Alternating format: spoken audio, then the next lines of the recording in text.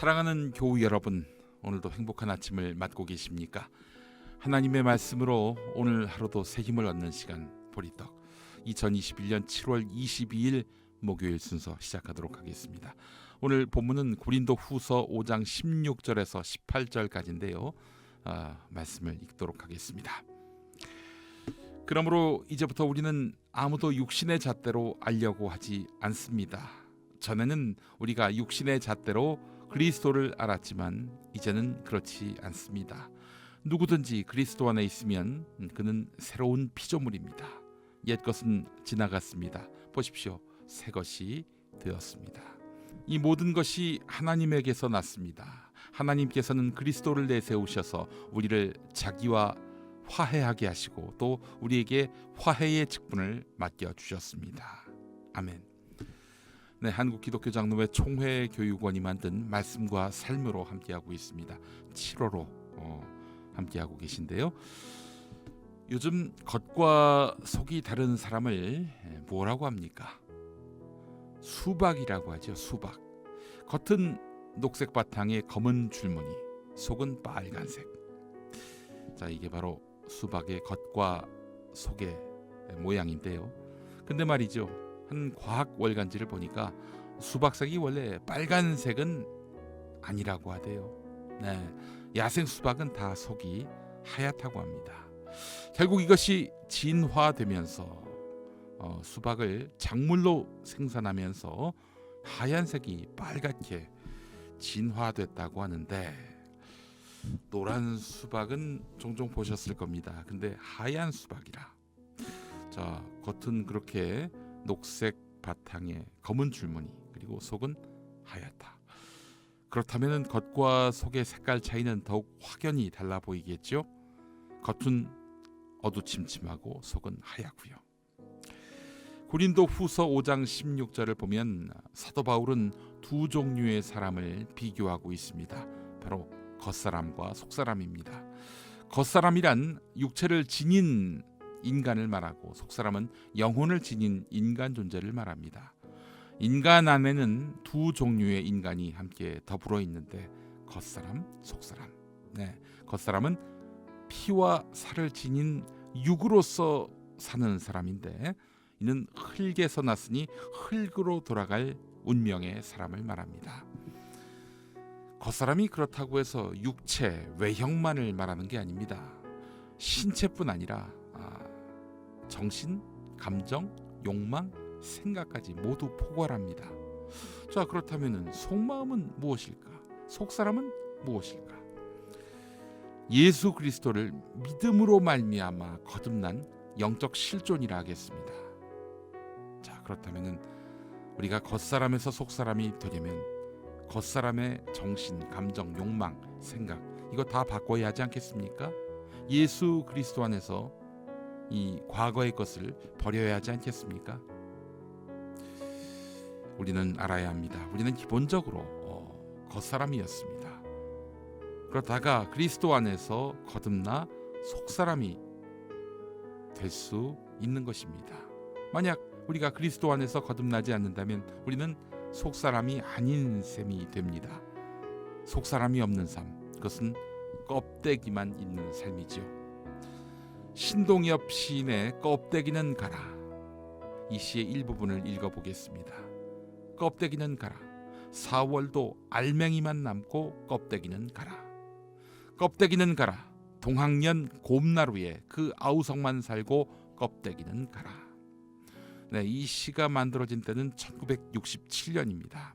이때는 4.19 혁명이 5.16 군사 쿠데타로 좌절되고 6년이 지난 뒤에 만들어진 것입니다. 5.16도 혁명이라고 했지만 사실 4.19와 견주어 보면은 5.16은 구약이 신약으로 바뀌었을 뿐 아무런 변화를 가져오지 못했습니다. 그러니 시인은 껍데기는 가라. 4.19 혁명의 알맹이만 남고 껍데기는 가라. 또한 동학 농민혁명의 출발지인 곰나루, 즉 충남 공주에서의 아우성만 남고 나머지는 껍데기는 가라라고 외치고 있는 것입니다. 자, 껍데기는 겉사람이라면 속사람은 누굽니까? 거듭난 사람이라고 했죠.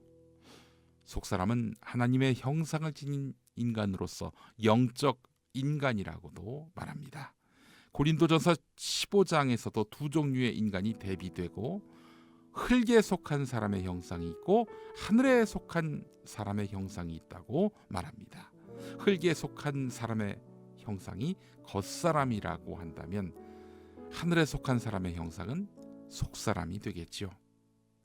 자, 오늘 본문에서 바울은 왜 겉사람과 속사람을 갈라서 말하면서 겉사람이 되지 말고 속사람이 되라고 이야기하느냐? 그 답은 너무나 자명한 것입니다. 속사람은 하나님 나라를 머릿속에 둔 상태입니다. 그렇다면 그 속사람은 현실에 매여 살지 않고 가장 이상적이고 가장 가치지향적인 삶을 사는 것입니다. 희생할 수 있고요. 반대급부를 생각하지 않게 됩니다. 흙에 속한 사람의 형상은 흙에서 나서 흙으로 돌아가면 그뿐이지만 하늘에 속한 사람의 형상은 하늘로 돌아가 하나님께로 가게 됩니다. 흙에 속한 사람은 욕된 것이고 하늘에 속한 사람의 형상은 영광스러운 것으로 비교하고 있습니다. 네, 그렇습니다. 우리는 흙에 속한 사람이 되어야 합니까? 하늘에 속한 사람이 되어야 합니까? 우리의 속사람이 새로워지려면 무슨 다른 특별한 방책이 있는 것은 아닙니다. 간단합니다. 예수님 안에 내가 있으면 됩니다. 내가 내 영혼을 새롭게 할 수 없습니다. 바리새인들은 믿었죠. 나 스스로 노력해서 천국에 이를 수 있다라고 구원을 받을 수 있다라고 생각을 했습니다. 자, 그렇지 않습니다. 내가 내 영혼을 새롭게 할 수 없습니다. 내가 그리스도 안에 있게 되면 그리스도가 내 안에 계셔서 내 영혼을 새롭게 해주시는 것입니다. 예수님이 내 영혼 중심부에 좌정하시면 예수님은 나를 맡아 주관해 주시기 때문에 내 영혼을 사랑하시고 내 영혼을 새롭게 하십니다. 뿐만 아니라 내 영혼을 저 높은 곳을 향하게 하시고 위의 것을 바라보게 하시며 우리의 존재를 지금에서 영원으로 이어주시는 것입니다. 예수님만 바라보는 삶, 세상 모든 현실과 욕망으로부터 자유로워지는 삶을 살게 되는 것이죠. 우리는 교회에 다니다 보니까 당연히 다른 세상 사람보다 속사람에 가까울 것이라고 생각을 합니다. 근데 과연 그럴까요? 확률은 높겠죠. 인간은 다 본질적으로 비슷합니다. 국민일보에 실린 백소영 교수님의 칼럼에서 2011년에 나온 드라마 49일을 알게 됐습니다. 저는 이 드라마를 시청한 적이 없는데 이 백소영 교수님이 소개해 주신 신업을 보니까 참 재미있었겠어요. 이 드라마에는 저승사자가 나옵니다. 여러분, 저승사자 하면은 시커먼 옷을 뒤집어 쓰고 또 갓을 쓰고 나타나지 않습니까? 사후 세계로 영혼을 인도하는 일을 저승사자가 합니다. 그러나 이 신세대 저승사자는 그렇지 않아요. 형형색색 스타일리시한 옷을 입고 나타나서 오토바이를 타고 이동하고요. 스마트폰으로 운명이 닿은 사람들의 스케줄을 체크하는 그야말로 간지나는 인물이었습니다. 여기 여주인공 지현이가 나오는데요. 식물인간 상태일 뿐 아직 심장은 뛰고 있는 데다 뇌사 상태입니다. 자, 그런 지현에게 저승사자가 다가갑니다. 다시 살고 싶은가? 그렇다면 유일한 방법은 부모 형제를 제외하고 자신을 위해 진정으로 울어주는 세 사람의 눈물을 모으면 되는 것이다. 그래요. 나를 위해 울어주는 세 사람만 있으면 나는 정상으로 돌아갈 수가 있게 되는 거예요. 지현은 자신이 있었습니다. 일단 자기한테 약혼자가 있었고 또한 절친이 있었단 말이죠. 둘은 당연히 나를 위해 울어줄 거라고 믿었습니다. 그래서 한 명만 더 울어줄 사람을 구하면 된다고 여겼어요. 자, 그런데 말이죠. 약혼자와 절친, 사기꾼이었습니다. 또 약혼자와 절친 둘은 교제하고 있었어요. 이 약혼자가 나하고 약혼하기 전에 이미 이 절친과 사귀는 관계였던 것입니다. 약혼자는 자기 아버지, 돈 많은 자기 아버지의 재산을 노렸어요. 그래서 자기한테 접근했던 것이죠. 식물인간 상태가 된 지연에게 접근했던 겁니다. 자, 이 상황을 알게 된 지연 펄펄 뜁니다. 이런 지연에게 저승사자가 물어봐요. 어때? 저승이 더 좋지 않아? 이 드라마 속 이야기지만 이게 내 이야기라면 얼마나 끔찍할까요? 또 내가 사기치는 입장이라도 정말 끔찍할 것 같습니다. 누구나 겉사람과 속사람은 따로 있습니다. 다만 같은 척할 뿐이죠. 우리의 민낯을 보는 드라마 같아서 참 여러 가지로 생각을 많이 하게 만드네요. 우리는 예수 그리스도로 인해서 거듭난 삶을 살 때 속사람이 될 수 있습니다. 속사람이 된다면 우리는 현실에 저당 잡혀서 욕망에 지배당하는 삶을 살지 않게 됩니다.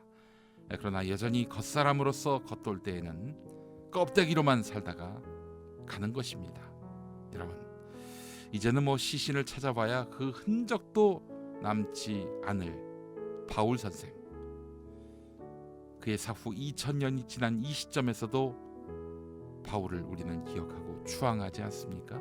바울의 메시지는 지금도 살아서 각 기독교 교회에 또한 교훈이 되고 있지 않습니까? 주된 교훈이 되고 있지 않습니까? 그러나 겉사람으로 살았던 사람들은 제 아무리 그 시대의 위대한 권력과 돈을 한 손에 쥐고 있더라도 죽은 이후에는 먼지 같은 존재가 됩니다. 가치 있게 살 때, 속사람으로 살 때 그 이름은 죽지 않고 살게 돼 있습니다. 욕망에 치우쳐 살 때, 즉 겉사람으로 살 때 그 인생은 바람에 나는 겨와 같은 존재가 될 것입니다. 속사람이 되는 길은 바로 예수를 믿는 길입니다. 그리고 그 예수에게 나를 거듭나게 해달라고 간절히 기도하고 그 응답을 받는 것입니다. 그렇습니다. 그렇기 때문에 우리는 염려할 것이 없습니다. 우리가 기도하고 힘쓰면, 그래서 예수 안에 있게 된다면 우리는 풍성한 생명과 영원한 생명을 누릴 수 있기 때문입니다. 함께 기도하시겠습니다. 은총의 하나님, 예수님이 우리 안에 오셔서 우리를 새로운 피조물로 만들어 주옵소서. 그래서 우리가 속사람으로 새롭게 거듭나게 하여 주옵소서. 그래서 오늘도 거듭남의 역사를 체험하고 가치를 따르는 삶으로서 결실을 맺도록 인도하여 주옵소서. 이 모든 말씀 우리 주 예수 그리스도의 이름으로 기도합니다. 아멘.